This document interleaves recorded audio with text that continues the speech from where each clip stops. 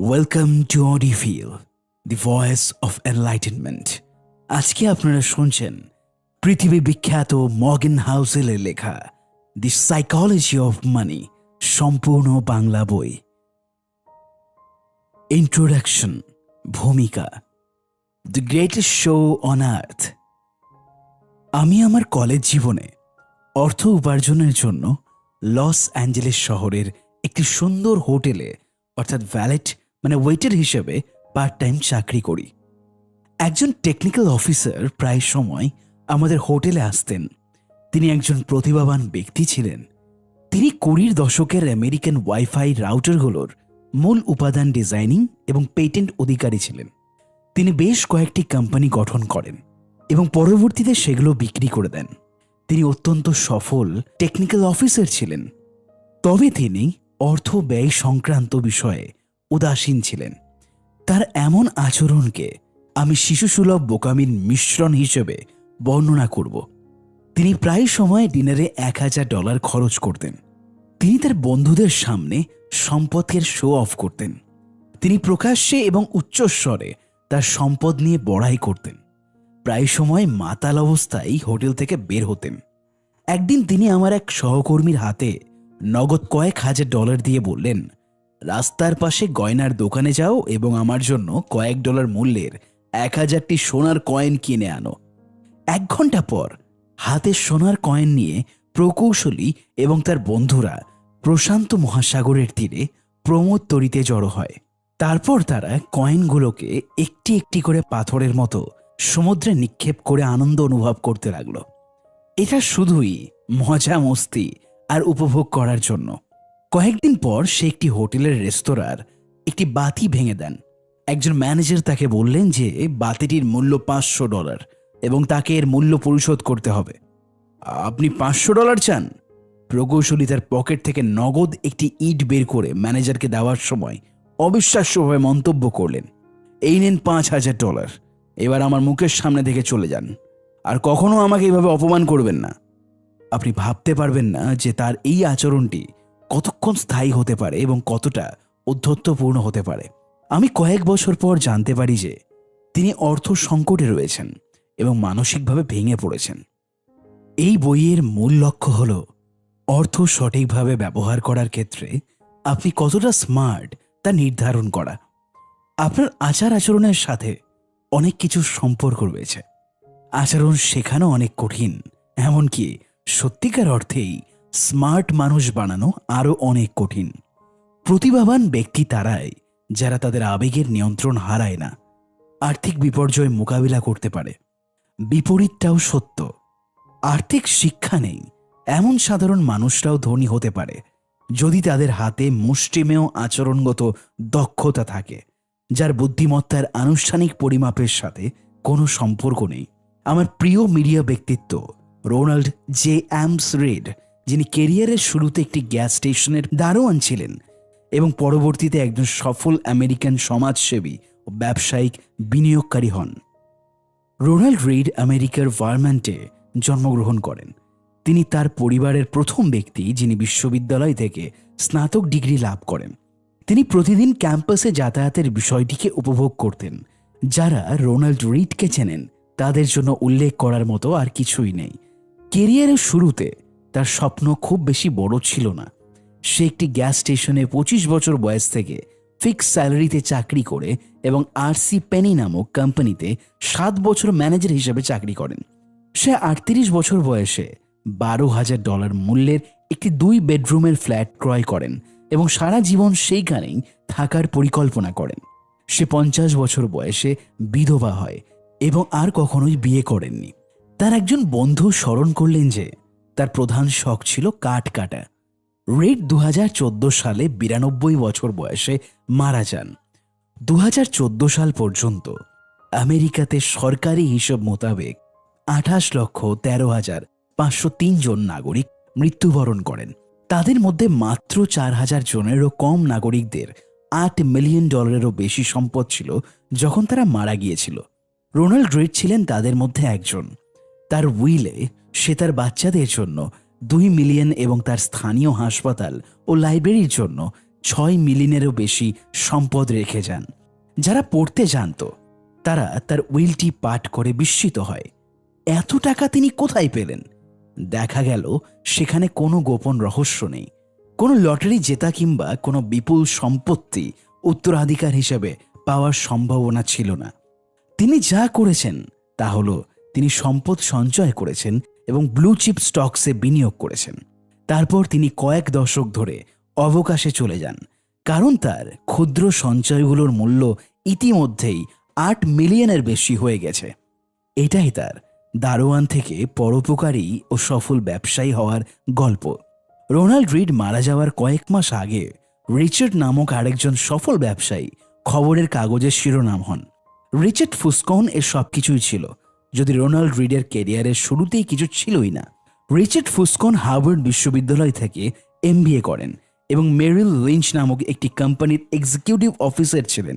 মেরিলের প্রাক্তন CEO David কোমানস্কি ফুসকনের ব্যবসায়িক সচেতনতা, নেতৃত্বের দক্ষতা, সঠিক বিচার বিশ্লেষণ এবং ব্যক্তিগত সততার প্রশংসা করেন। 2000 সালের মাঝামাঝি সময়ে ফুসকন গ্রিনউইচের কানেকটিকাট শহরে একটি 18,000 বর্গফুট আয়তনের বাড়ি নির্মাণের জন্য ব্যাংক থেকে প্রচুর পরিমাণে ঋণ গ্রহণ করেন। বাড়িটিতে 11টি বাথরুম, 2টি লিফট, 2টি পুল, 7টি গ্যারেজ ছিল এবং এর রক্ষণাবেক্ষণের জন্য প্রতি মাসে $90,000 বেশি খরচ হতো। তারপর 2008 সালের আর্থিক সংকট আঘাত হানে। সংকট কার্যত প্রত্যেকেরই আর্থিক ক্ষতি করেছে। এটি দৃশ্যত ফুসকনের ক্যারিয়ারকে ধুলোয় পরিণত করেছে। উচ্চ ঋণ এবং অতিরিক্ত বিলাসিতা তাকে দেউলিয়া করে দেয়। তিনি 2008 সালে একজন দেউলিয়া ঘোষণাকারী বিচারককে বললেন, আমার বর্তমানে কোনো আয় নেই। প্রথমে তার পাম বিচের বাড়িটি জব্দ করে দেওয়া হয় এবং তারপর ঋণের দায়ে একে একে তার সব বাড়ি নিলামে বিক্রি করে দেওয়া হয়। 2014 সালে গ্রিনিচ ম্যানশন ফুসকনের বাড়িটির স্মৃতিচারণ করে উল্লেখ করেন, তার বাড়িতে অতিথিরা বাড়ির অন্দরমহলে সুইমিং পুলে সাঁতার কাটত। বাড়িটি একটি ফোরক্লোজার নিলামে 75% কম দামে বিক্রি করা হয়। একটি বীমা কোম্পানি সেই বাড়িটি ক্রয় করেন। রোনাল্ড রিড অত্যন্ত ধৈর্যশীল ছিলেন, যেখানে রিচার্ড ফুসকন লোভী ছিলেন। উভয়ের মধ্যেই শিক্ষা এবং অভিজ্ঞতার দিক থেকে বিশাল ব্যবধান ছিল। এখানে শিক্ষণীয় বিষয়টি কেবলমাত্র রোনাল্ড রিডের মতো বেশি অর্থ অপচয় করা কিংবা রিচার্ডের মতো কম অর্থ খরচ করার মধ্যেই সীমাবদ্ধ নয়। যদিও বিষয়টি কম গুরুত্বপূর্ণ নয়, এই গল্পগুলোর চিত্তাকর্ষক বিষয় হলো এমন ব্যক্তিরা অর্থ উপার্জনে কতটা অনন্য। এদের বিষয়ভিত্তিক কলেজের কোনো ডিগ্রি নেই, প্রশিক্ষণ নেই, ব্যাকগ্রাউন্ড নেই, আনুষ্ঠানিক অভিজ্ঞতা নেই এবং হাই লেভেলের কানেকশন নেই। অথচ এমন ব্যক্তিরা সফলতার দিক থেকে সর্বোত্তম শিক্ষা, সর্বোত্তম প্রশিক্ষণ এবং সর্বোত্তম কানেকশনে রয়েছে। এমন ব্যক্তিদেরকেও ব্যাপকভাবে ছাড়িয়ে যায়। আমি বিষয়টির সঠিক কারণ উদ্ঘাটন করতে পারি না, কারণ হার্ভার্ড প্রশিক্ষিত একজন সার্জন ডাক্তারের চেয়ে রোনাল্ড রিডের হার্ট ট্রান্সপ্ল্যান্ট ভালোভাবে সম্পাদন করার গল্প চিন্তা করা প্রায় অসম্ভব। অথবা একটি আকাশচুম্বী ভবনের নকশা তৈরি করার ক্ষেত্রে প্রশিক্ষিত স্থপতিদের তুলনায় তার নকশা ভালো হওয়ার সম্ভাবনার গল্প আমার কাছে প্রায় অমূলক বলে মনে হয়। পারমাণবিক প্রযুক্তি বিষয়ে বিশ্বের শীর্ষস্থানীয় পারমাণবিক প্রকৌশলীদের তুলনায় একজন দারোয়ানের অধিক জ্ঞান থাকার গল্প কখনো বাস্তব হবে না, কিন্তু ব্যবসায়িক বিনিয়োগের ক্ষেত্রে এই গল্পের বাস্তবিক রূপদান ঘটবে। রিচার্ড ফুসকনের সাথে রোনাল্ড রিডের তুলনামূলকভাবে পর্যালোচনায় 2টি সত্য বাক্য খুঁজে পাওয়া যায়।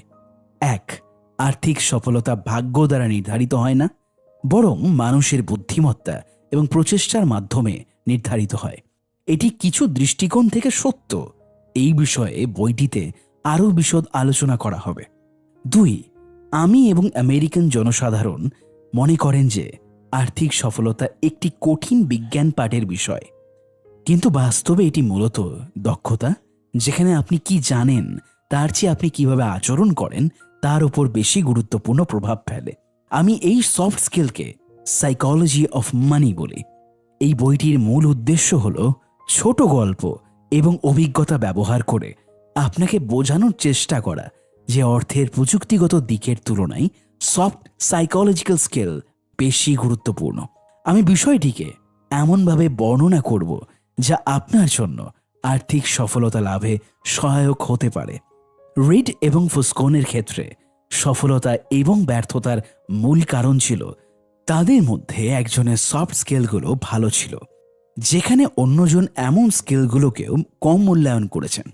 ফিন্যান্স বিষয়টিকে পাঠ্যগত দিক থেকে একটি গণিত ভিত্তিক ক্ষেত্র হিসেবে শেখানো হয়, যেখানে আপনি একটি সূত্র অনুসরণ করে ডেটা রাখেন এবং সূত্রটি আপনাকে কি করতে হবে তা বলে দেয়। এখানে সূত্র মোতাবেক ধরে নেওয়া হয় যে আপনি অর্থনৈতিক সিদ্ধান্তের ক্ষেত্রে এমনটি করবেন। এটি ব্যক্তিগত লেভেলে অর্থের ক্ষেত্রে সত্য, যেখানে আপনাকে 6 মাসের জন্য জরুরি তহবিল জমা রাখতে বলা হবে এবং আপনার বেতনের 10% সঞ্চয় করতে বলা হবে। এটি বিনিয়োগের ক্ষেত্রে সত্য, যেখানে আমরা সুদের হার এবং মূলধনের ওপর প্রাপ্য লভ্যাংশের মধ্যে সঠিক সমানুপাতিক হার নির্ধারণ করি। এটি কর্পোরেট ফিন্যান্সের ক্ষেত্রেও সত্য, যেখানে সিএফও মূলধনের ওপর সুনির্দিষ্ট খরচ পরিমাপ করা হয়। এটি এমন নয় যে এমন অর্থনৈতিক সমীক্ষার বা সূত্রের একটি সঠিক এবং অন্যটি ভুল। আপনি যখন এমন সূত্র ধরে হিসাব করবেন, তখন আপনার মাথায় যা ঘটছে তা বিবেচ্য বিষয় নয়। দুটি বিষয় সারা পৃথিবীর সকল মানুষের জীবনধারাকে প্রভাবিত করে, আপনি এগুলোতে আগ্রহী হন কিংবা নাই বা হন, আর তা হলো স্বাস্থ্য এবং অর্থ। বর্তমানে সারা বিশ্বে অর্জিত স্বাস্থ্যসেবা খাত এবং মানুষের ক্রমবর্ধমান গড় আয়ু আধুনিক বিজ্ঞানের অর্জিত যুগান্তকারী বিজয়। বৈজ্ঞানিক আবিষ্কারগুলো মানবদেহ কিভাবে কাজ করে সেই সম্পর্কে ডাক্তারদের পুরনো ধারণাগুলো প্রতিস্থাপিত হয়েছে। শিল্প প্রতিষ্ঠানে বিনিয়োগ, ব্যক্তিগত অর্থায়ন, ব্যবসায়িক পরিকল্পনা সবকিছুতে পরিবর্তন এসেছে। নতুন ফিনান্সিয়াল কোর্সগুলো গত 2 দশক ধরে শীর্ষস্থানীয় বিশ্ববিদ্যালয় থেকে গ্র্যাজুয়েশন করে আসা স্মার্ট গ্র্যাজুয়েটরদের দক্ষতাকে স্কেপ করেছে। 1 দশক আগেও Princeton school of engineering A financial engineering course ছিল সবচেয়ে জনপ্রিয় মেজর সাবজেক্ট, যা এখন আর আগের মতো নেই। এমন বিশ্ববিদ্যালয়গুলোর গ্র্যাজুয়েশন সার্টিফিকেট আমাদেরকে ভালো বিনিয়োগকারী করেছে এমন কোনো প্রমাণ আছে কি? আমি কোনো প্রমাণ দেখিনি।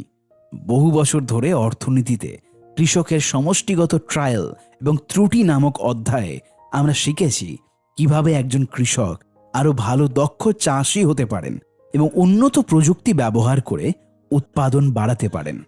কিন্তু এমন অধ্যয়ন কি আমাদেরকে আমাদের ব্যক্তিগত অর্থের সঠিক ব্যবহার করতে শিখিয়েছে? আমরা কি ঋণ থেকে মুক্ত হতে পেরেছি? আমরা কি ঋণ থেকে মুক্ত হয়ে মৃত্যুবরণ করতে সক্ষম হব? আমরা কি অবসরের জন্য প্রস্তুত হচ্ছি? আমাদের সুখ অর্জনে অর্থ আমাদের জন্য কি করতে পারে এবং কি করতে পারে না, আর কি করে সেই সম্পর্কে আমাদের কি বাস্তবতার প্রেক্ষিতে শিক্ষা রয়েছে? আমি এমন প্রশ্নগুলোর উত্তরে কোনো মজবুত যা প্রমাণ দেখিনি। আমি বিশ্বাস করি আমরা অর্থ সম্পর্কে যেভাবে চিন্তা করি এবং আমাদেরকে যেভাবে শেখানো হয় তা পদার্থ বিজ্ঞানের মতো। পদার্থের নিয়ম এবং আইন এবং মনোবিজ্ঞানের মতো আবেগ এবং মস্তিষ্কের নিউরন ক্রিয়া এটি যথেষ্ট নয়। আমার কাছে অর্থনীতি একটি গুরুত্বপূর্ণ বিষয় হিসেবে অত্যন্ত আকর্ষণীয় সাবজেক্ট। অর্থশাস্ত্রের প্রয়োগ পৃথিবীর সর্বত্র বিরাজমান। এটি আমাদের সকলের সকল অর্থনৈতিক কার্যক্রমকে প্রভাবিত করে এবং আমাদের বেশিরভাগ জনগণকে বিভ্রান্ত করে। সবাই অর্থশাস্ত্র বিষয়টিকে কিছুটা ভিন্নভাবে চিন্তা করে। বিষয়টি ঝুঁকি, আত্মবিশ্বাস এবং সুখের মতো জীবনের অনেক গুরুত্বপূর্ণ ক্ষেত্রে প্রযোজ্য বিষয়গুলোর ওপর পাঠ করার অফার করা হয়। কিছু অধ্যায়ে আরও কার্যকারী এবং ম্যাগনিফাইং সমীক্ষা অফার করা হয়, যেখানে ব্যাখ্যা করা হয়েছে যে কেন মানুষেরা একটি নির্দিষ্ট অর্থনৈতিক সেটে নির্দিষ্ট আচরণ করে থাকেন। এটি পৃথিবীর সর্বশ্রেষ্ঠ শোগুলোর মধ্যে অন্যতম শো। সাইকোলজি অফ মানি বইটি আমার নিজস্ব উপলব্ধি এবং এই বিষয়ে গত 1 দশকেরও বেশি সময়ব্যাপী আমার প্রকাশিত লেখনীগুলোর সমন্বয়ে লেখা হয়েছে। আমি 2008 সালের প্রথম দিকে ফিন্যান্স বিষয়ে লেখালেখি শুরু করি। আমেরিকার বিগত 80 বছরের সবচেয়ে খারাপ মন্দার কারণ এবং এমন আর্থিক সংকট মোকাবিলায় ব্যবহৃত পন্থাসমূহ উদ্ঘাটন করার চেষ্টা করেছি। কি ঘটেছিল তা নিয়ে লিখতে গিয়ে আমি কি ঘটতে যাচ্ছে তা বের করার চেষ্টা করি, কিন্তু আর্থিক সংকটের কারণ গবেষণা করতে গিয়ে আমি প্রথমে যে জিনিসটি শিখেছি তা হলো কেউই সঠিকভাবে এর কারণ ব্যাখ্যা করতে পারেনি। আমেরিকার অর্থনীতিতে কি ঘটেছে বা কেন ঘটেছে, আমাদের ভবিষ্যতের জন্য কি করা উচিত, যে কোনো কারণের ভালো ব্যাখ্যা করার ক্ষেত্রে একটি সমানুপাতিক বিশ্বাসযোগ্য প্রমাণ থাকা প্রয়োজন। প্রকৌশলীরা অর্থাৎ অফিসাররা একটি সেতু ধসের কারণ নির্ধারণ করতে পারেন, কারণ পদার্থবিজ্ঞানের নিয়ম রয়েছে যে যদি একটি নির্দিষ্ট অবকাঠামোর ওপর একটি নির্দিষ্ট পরিমাণ বল প্রয়োগ করা হয় তাহলে সেই অবকাঠামোটি ভেঙে যাবে। পদার্থবিজ্ঞান বিতর্কিত নয়, এটি প্রকৃতির আইন দ্বারা পরিচালিত, এটি প্রমাণিত সত্য। তবে ফিন্যান্স তথা অর্থশাস্ত্র আলাদা বিষয়। এটি পদার্থবিজ্ঞানের মতো চিরন্তন সত্য নয়, এটি মানুষের আচরণ দ্বারা পরিচালিত হয়। আমি যেভাবে আচরণ করি তা আমার কাছে বোধগম্য মনে হতে পারে, তবে তা আপনার কাছে পাগলের মতো আচরণ মনে হতেই পারে। আমি আর্থিক সংকট এবং মোকাবিলা বিষয় সম্পর্কে যত বেশি অধ্যয়ন করেছি এবং লিখেছি ততই আমার নিকট প্রতীয়মান হয়েছে যে আপনি আর্থিক বিষয়গুলোকে মনোবিজ্ঞান এবং ইতিহাসের লেন্সের দৃষ্টিকোণ থেকে বিবেচনা করলে আরও ভালোভাবে অনুধাবন করতে পারবেন। মানুষেরা কেন অতিরিক্ত ঋণের মধ্যে নিজেদেরকে পিষ্ট করে তা বোঝার জন্য আপনাকে সুদের হার অধ্যয়ন করতে হবে না, আপনাকে লোভ, নিরাপত্তাহীনতা এবং আশাবাদের ইতিহাস অধ্যয়ন করতে হবে। বিয়ের মার্কেট খাতে বিনিয়োগকারীরা কেন বিনিয়োগ করে তা জানতে আপনাকে ভবিষ্যৎ প্রত্যাশিত রিটার্নের গণিত অধ্যয়ন করতে হবে না। যে কোনো খাতে বিনিয়োগ করার ক্ষেত্রে আপনার পরিবারের আর্থিক চাহিদা পূরণের বিষয়ে ভাবতে হবে এবং ভাবতে হবে যে আপনার বিনিয়োগ তাদের ভবিষ্যৎকে বাধাগ্রস্ত করছে কিনা। আমি ভলতেয়ারের পর্যবেক্ষণটি পছন্দ করি যে ইতিহাস কখনো নিজেকে পুনরাবৃত্ত করে না, মানুষই সবসময় ইতিহাসের পুনরাবৃত্ত করে। আমরা অর্থের চাহিদা অনুপাতে কিভাবে আচরণ করি তা বোঝার ক্ষেত্রে এটি খুব ভালোভাবে প্রযোজ্য। 2018 সালে আমি একটি প্রতিবেদন লিখেছিলাম 20টি গুরুত্বপূর্ণ ত্রুটি, পক্ষপাতিত্ব এবং খারাপ আচরণের কারণ যা পরস্পর অর্থনৈতিক লেনদেন করার সময় মানুষের আচার আচরণকে প্রভাবিত করে। এটিকে অর্থের মনোবিজ্ঞান বলা হয় এবং আমার প্রতিবেদনটি প্রায় 1 মিলিয়নেরও বেশি মানুষ পাঠ করেছেন। এই বইটি প্রতিবেদনটির অন্তর্নিহিত বিস্তৃত বিশ্লেষণ। প্রতিবেদনটি থেকে কিছু সংক্ষিপ্ত প্যাসেজ এই বইতে উদ্ধৃত আকারে তুলে ধরা হয়েছে। আপনি বইটিতে যা ধারণ করেছেন তা হল 20টি অধ্যায়। প্রত্যেকটি অধ্যায়ে এমন কিছু অর্থনৈতিক বৈশিষ্ট্য বর্ণনা করা হয়েছে যেগুলোকে সামষ্টিক অর্থে আমি অর্থের মনোবিজ্ঞানমূলক বৈশিষ্ট্য হিসেবে অবহিত করেছি। অধ্যায়গুলোর বর্ণনা একটি সাধারণ থিম তথা পয়েন্টকে কেন্দ্র করে তুলে ধরা হয়েছে, তবে বর্ণনার প্রতিটি বাক্য স্বতন্ত্রভাবে বিদ্যমান এবং এগুলোকে আপনি স্বতন্ত্র প্রেক্ষাপটে পাঠ করতে পারেন। বইটি খুব বেশি বড় নয়। আপনাকে ওয়েলকাম। বেশিরভাগ পাঠকেরা তাদের পাঠ শুরু করা বইগুলো শেষ করে না, কারণ বেশিরভাগ একক বিষয় অনুধাবন করার জন্য বিষয়টির উপর লিখিত 300 পৃষ্ঠার ব্যাখ্যা পাঠ করার প্রয়োজন হয় না। আমি বরং 20টা অধ্যায়ে 20টা সংক্ষিপ্ত পয়েন্ট তৈরি করেছি যা আপনি খুব দ্রুত পাঠ করে শেষ করতে পারবেন এবং খুব দ্রুত অনুধাবন করতে পারবেন অডিফিলের এই অডিও বুকের মাধ্যমে। আপনার জন্য শুভকামনা। Morgan Housel.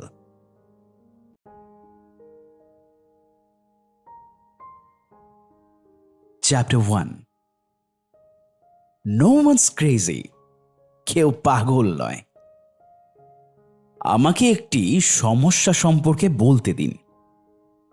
আপনি আপনার টাকা দিয়ে কি করবেন সেই সম্পর্কে সচেতন হন। অন্য মানুষেরা তাদের টাকা দিয়ে কি করে সেই বিষয়ে মনোযোগ দেবেন না। টাকা দিয়ে মানুষ কিছু পাগলামিও করে, কিন্তু তাদের কেউই পাগল নয়। এইখানে বিষয়টি হলো বিভিন্ন প্রজন্মের মানুষেরা যারা বিভিন্ন পিতামাতার মাধ্যমে বেড়ে উঠেছেন, যারা বিভিন্ন আয় উপার্জন করেছেন এবং বিভিন্ন মূল্যবোধের অধিকারী হয়েছেন, বিশ্বের বিভিন্ন অংশে বিভিন্ন অর্থনৈতিক প্রেক্ষাপটে জন্মগ্রহণ করেছেন, বিভিন্ন প্রণোদনা এবং বিভিন্ন ডিগ্রি সহ বিভিন্ন চাকরির বাজারের অভিজ্ঞতা অর্জন করেছেন। তাদের অর্জিত জ্ঞান এবং শিক্ষা অত্যন্ত স্বতন্ত্র। অর্থনৈতিক বিশ্ব কিভাবে কাজ করে তা নিয়ে প্রত্যেকেই নিজস্ব অনন্য অভিজ্ঞতা রয়েছে।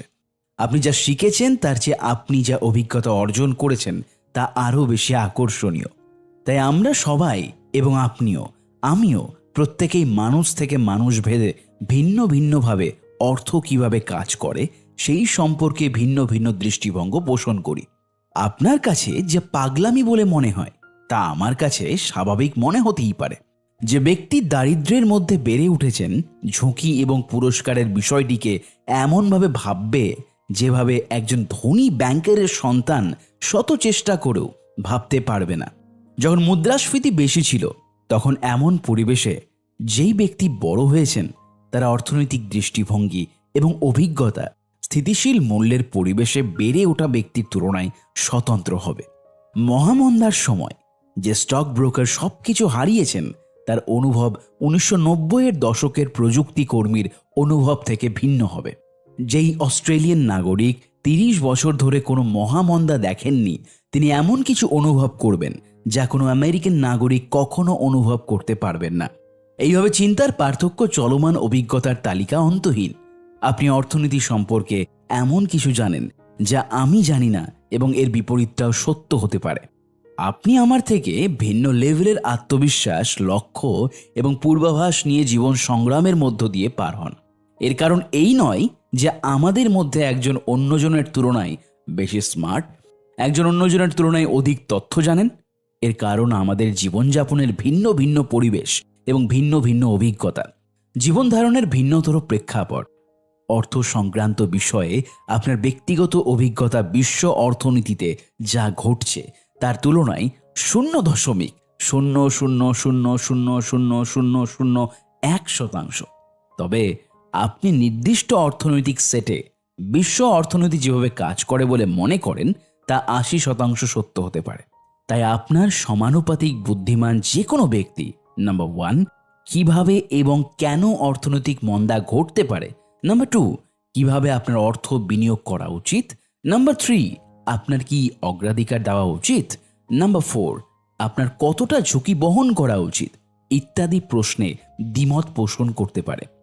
ফ্রেডরিক লুইস অ্যালেন তার 1930-এর দশকের আমেরিকা নামক বইয়ে লিখেছেন যে মহামন্দা লক্ষ লক্ষ আমেরিকানদের মানসিকভাবে তাদের বাকি জীবনের জন্য প্রস্তুত হতে প্রশিক্ষণ দিয়েছে। কিন্তু এমন অভিজ্ঞতার নির্দিষ্ট সীমা পরিসীমা ছিল। জন এফ কেনেডি যখন 25 বছর পর আমেরিকার রাষ্ট্রপতি পদে প্রতিদ্বন্দ্বিতা করেন তখন তাকে একজন সাংবাদিক জিজ্ঞাসা করেন যে তিনি পূর্বেকার পরাজয়ের বিষণ্ণতা থেকে কি মনে রেখেছেন। তিনি মন্তব্য করেন, বিষণ্ণতা থেকে আমার কোনো ইতিবাচক জ্ঞান অর্জন হয়নি। আমার পরিবার অত্যন্ত বিত্তশালী ছিল এবং আমার পরাজয়ের পরও আমার পিতামাতার সম্পদ আগের চেয়ে অনেক বেশি বৃদ্ধি পায়। আমাদের বাড়ির আয়তন আরও বাড়ানো হয়, আমাদের আরও চাকর নিযুক্ত করা হয়, আমরা আরও বেশি পরিভ্রমণে বের হতাম। আমি সরাসরি দেখেছি যে আমার বাবা কয়েকজন অতিরিক্ত উদ্যান পালক নিয়োগ করতেন শুধুমাত্র তাদের একটি কাজ দেওয়ার জন্য, যাতে তারা খেতে পারে এবং সার্ভাইভ করতে পারে। আমি হার্ভার্ডে হতাশা সম্পর্কিত একাডেমিক বই পাঠ করার পূর্ব পর্যন্ত সত্যিকার অর্থে হতাশজনক অনুভবের বিষয়টি বুঝতাম না। 1960 সালের নির্বাচনে প্রার্থীদের মধ্যে অর্থনৈতিক জ্ঞান থাকার বিষয়টি প্রধান পয়েন্ট হিসেবে বিবেচিত ছিল। মানুষেরা অতীতে অর্থনৈতিক বিষয়গুলোকে কিভাবে ভেবেছিল? আগামী প্রজন্মের জন্য করণীয় সবচেয়ে গুরুত্বপূর্ণ অর্থনৈতিক কার্যক্রম সম্পর্কে বোঝেন না এমন কাউকে কি নির্বাচিত করে অর্থনীতির দায়িত্ব দেওয়া যেতে পারে? মহামন্দার সময় সব কিছু হারানোর গল্প কেমন ছিল তা আমি পড়ার মাধ্যমে জানতে পারি। তবে যারা বাস্তবে এটি অনুভব করেছেন তাদের মানসিক দাগ আমি অনুভব করতে পারি না। যে ব্যক্তি মহামন্দার সময় জীবন অতিবাহিত করেছে সে বুঝতে পারে না কেন আমার মতো ব্যক্তি স্টকের মতো বৃহৎ কোম্পানির মালিকানা লাভ করার পরও আত্মতুষ্টির অভাবে ভোগে। আমরা প্রত্যেকেই ভিন্ন ভিন্ন লেন্সের মাধ্যমে পৃথিবীকে দেখি। স্প্রেডশিট স্টক মার্কেট পতনের ফ্রিকোয়েন্সি মডেল হতে পারে, কিন্তু আপনার বাড়িতে আসার অনুভূতি, আপনার বাচ্চাদের দিকে তাকানোর অনুভূতি এবং আপনার ভাবনা যে আপনি এমন কোনো ভুল করছেন কিনা যা আপনার বাচ্চাদের জীবনকে প্রভাবিত করবে, এমন ব্যক্তিগত অনুভূতিগুলোকে আপনি কোনো মডেল আকারে উপস্থাপন করতে পারেন না। ইতিহাস অধ্যয়ন করলে আপনি অভিজ্ঞতামূলক কিছু বিষয় জানতে পারবেন, কিন্তু যতক্ষণ না আপনি ইতিহাসের কোনো ঘটনার মধ্যে দিয়ে জীবনযাপন করেছেন এবং ব্যক্তিগতভাবে এমন ঘটনার পরিণতি অনুভব করছেন, ততক্ষণ পর্যন্ত আপনি আপনার অর্থনৈতিক আচরণ পরিবর্তন করতে পারবেন না। আমরা সবাই মনে করি বৈশ্বিক অর্থনীতি কিভাবে কাজ করে তা আমরা জানি, কিন্তু সত্যিকার অর্থেই আমরা সকলেই বৈশ্বিক অর্থনীতির একটি ছোট অংশ কিংবা ক্ষুদ্র প্রেক্ষাপট অনুভব করতে পারি, সামষ্টিক অংশ নয়। যেমন প্রখ্যাত বিনিয়োগকারী মাইকেল ব্যাটনিক বলেছেন, কিছু পাঠ বোঝার আগে অভিজ্ঞতা অর্জন করতে হবে। আমরা সবাই বিভিন্ন উপায়ে এমন সত্যের শিকার। 2006 সালে ন্যাশনাল ব্যুরো অফ ইকোনমিক রিসার্চের অর্থনীতিবিদ ওলরিক মেলমেন্ডিয়ার এবং স্টেফেন নাগেল আমেরিকার বিগত 50 বছর সময়ের ওপর সার্ভে অফ কনজিউমার ফিন্যান্স নামক প্রজেক্টের মাধ্যমে আমেরিকানরা তাদের অর্থ দিয়ে কি করে তার একটি বিশদ বিবরণ তুলে ধরেন। সেই সময়ে তাদের কাছে উপলব্ধি বিনিয়োগের বিকল্পগুলোর বৈশিষ্ট্য কিন্তু সত্যিকার অর্থে মানুষ যা করে তা প্রতীয়মান হয়নি। অর্থনীতিবিদরা দেখেছেন যে একজন মানুষের জীবনকালের বিনিয়োগের সিদ্ধান্তগুলো তার নিজস্ব প্রজন্মের অভিজ্ঞতার সাথে প্রবলভাবে সম্পৃক্ত। বিশেষ করে তাদের প্রাপ্তবয়স্ক জীবনের প্রথম দিকের অভিজ্ঞতাগুলো। আপনি যদি মুদ্রাস্ফীতি বেশি হওয়ার সময় বড় হয়ে থাকেন, তাহলে আপনি যখন মুদ্রাস্ফীতি কম ছিল তখন যারা বড় হয়েছেন তাদের তুলনায় পরবর্তী জীবনে বন্ডে আপনার অর্থ কম বিনিয়োগ করবেন। আপনি যদি বড় হয়ে থাকেন এমন সময়ে যখন স্টক মার্কেট শক্তিশালী ছিল, তাহলে আপনি আপনার পরবর্তী জীবনে অধিকাংশ অর্থ স্টক মার্কেটে বিনিয়োগ করবেন। যারা স্টক দুর্বল হওয়ার সময় বড় হয়েছেন, তাদের তুলনায় আপনি বেশি পরিমাণ অর্থ বিনিয়োগ করবেন। অর্থনীতিবিদরা লিখেছেন, আমাদের অনুসন্ধানগুলো থেকে প্রতীয়মান হয় যে ব্যক্তি তা বিনিয়োগকারীদের ঝুঁকি বহন করার ইচ্ছা ব্যক্তিগত ইতিহাসের উপর নির্ভর করে, বুদ্ধি কিংবা শিক্ষা কিংবা পরশীলতা নয়। আপনি কখন এবং কোথায় জন্মগ্রহণ করেন তার মূলে রয়েছে আপনার ভাগ্য। দ্য ফিনান্সিয়াল টাইমস পত্রিকা 2019 সালে একটি বিখ্যাত বন্ড কোম্পানির ম্যানেজার বিল গ্রসের সাক্ষাৎকার নিয়েছিল। গ্রস স্বীকার করেন যে তিনি সম্ভবত আজ যেখানে রয়েছেন সেখানে থাকতেন না যদি তিনি এক দশক আগে বা পরে জন্মাতেন। এই ধরনের জিনিস শুধুমাত্র আপনার সামনে আসা সুযোগগুলোকে প্রভাবিত করে না, যখন এগুলো আপনার নিকট উপস্থাপন করা হয় তখন এই সুযোগ